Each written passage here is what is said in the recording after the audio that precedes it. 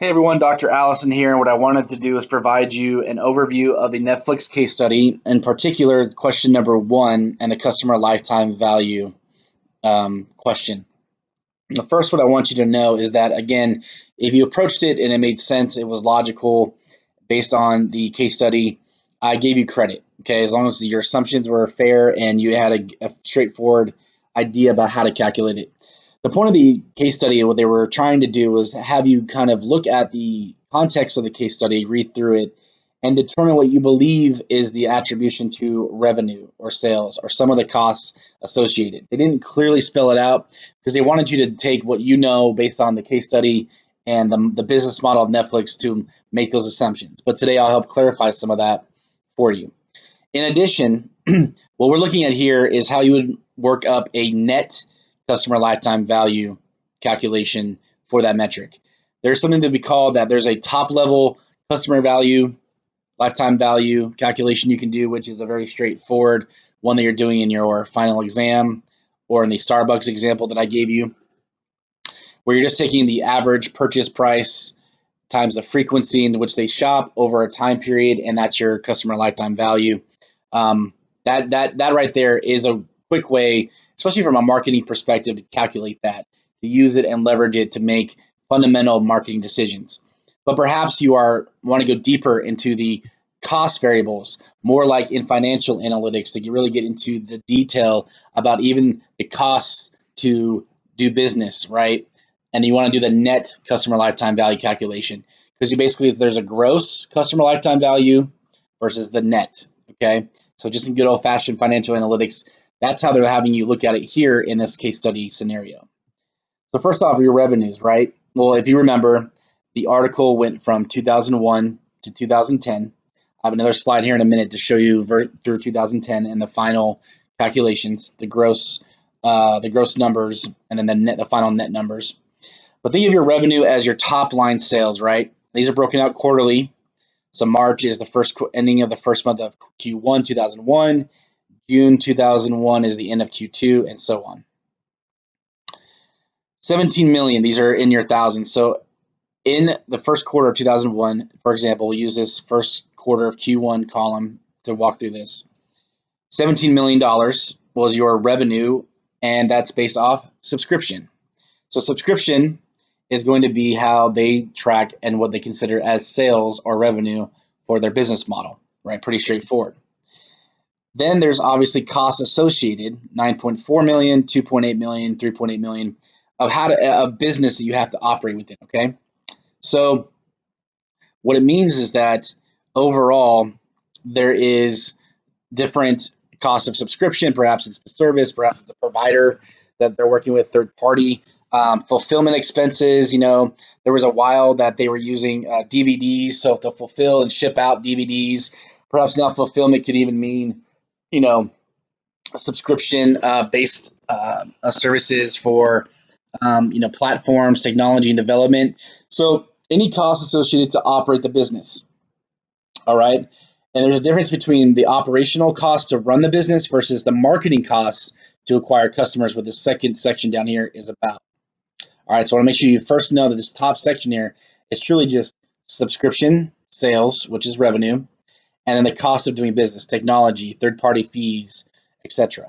Okay, that they roll up into these numbers here. So separate that for a second and just know that the cost of doing business versus the gross. So what you could do is take 17 million, 57 here, add these three variables up, and then say your net operational, your net revenue, basically, after these costs here versus before marketing is X, right? That's the first way you can look at it. Then you look at your subscriber base and you look at customer acquisition costs. You have your number of paid subscribers and then gross subscriber additions, or let's call them new customers. Your number of paid subscribers is going to be 303,000, right? What this is saying is 303,000 individuals already had Netflix signed up prior to Q1 of 2001. So they already exist. During that Q1 2001, they were able to acquire 186,000 new customers. So this line here, gross subscriber additions, is your new customers, all right?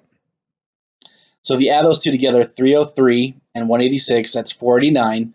So you had a total number of 489,000 subscribers contribute to that $17 million in sales or revenue subscriptions. All right. Now, cost of revenues. Cost of revenues for this particular example is defined as the cost of marketing, okay, or anything to do with customer acquisition cost. It's all about, marketing via any media channel to acquire the customer. So your cost of revenues or your cost of doing business to get the customer for acquisition, which is separate from up here.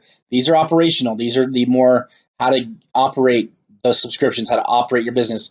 Or down here is your marketing spend, 12.3 million. Okay, so in Q1 of 2001, they spent $12.3 million in overall cost of revenues or marketing. So what do? You have to understand if the question comes up, well, what does it cost us, or what did it cost us in Q1 of 2001 to acquire one new subscriber?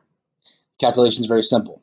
You take the 303 and 186, as we talked about, and get your total subscriber base of 489, and then you're going to divide the cost of marketing or cost of revenues, 12,362,000 divided by that 489,000 for a total of $25.15.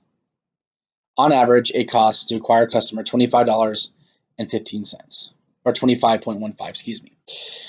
So that's how you do it, right? By month in this top level. So we'll stop there and just say this is an overall how to calculate this, okay? Then you look at your retention rate, all right? Your retention rate, how many did you retain during that quarter? Well, since we started in Q1 here, you can't have a retention rate to calculate until you bounce up against the previous quarter.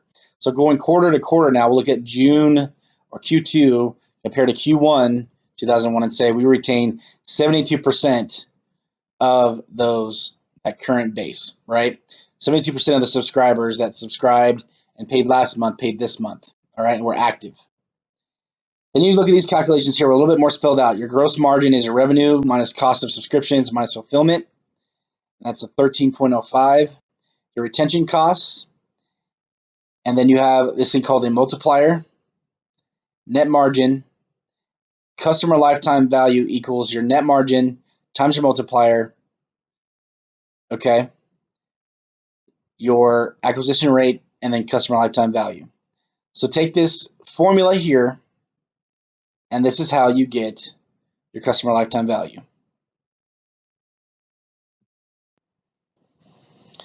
So what you're doing here to get your net margin, you're taking your gross margin, okay, 18.82 for this Q2 example, minus your retention costs of 14.17, that equals 4.65, right?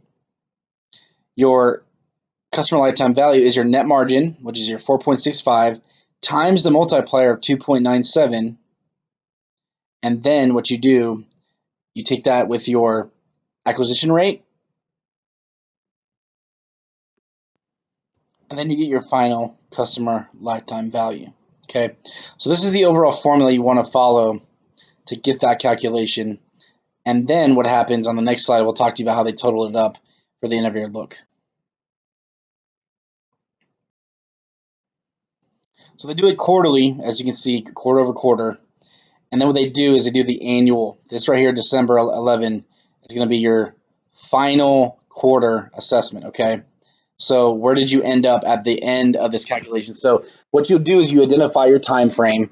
What does make sense for your business? Is it 10 years?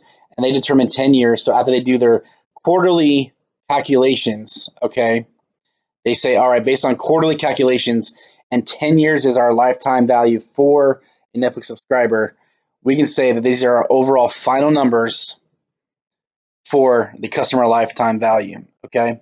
So this is how you calculate it overall. I hope this helped. I know it was very complex at the beginning, but remember, just look at your variable costs if you have the information, and if you want the net calculation, and do you want to get that operational cost out of there from the gross sales? So that's going to be your operational cost. Your net acquisition cost will be your total subscribers, right? Divided from your cost of revenues, your cost of marketing. That's your acquisition cost. Then to calculate your customer lifetime value, you have to understand your retention rate, your gross margin, if you have it, your net gross margin from gross margin retention costs, take your customer lifetime value of your net margin, multiply by your multiplier, and then at the end of it, you get your acquisition rate and then customer lifetime value based off of those metrics here. Okay. But again, at a high level, your customer lifetime value, if all you have is a frequency and how often they buy, and you determine the total number of years that makes sense based on history and trend analysis or industry analysis, and the overall frequency in which they purchase, you can do a customer lifetime value calculation. Again, I hope this helps, and I appreciate your time, and wish you the best on your final. Thank you.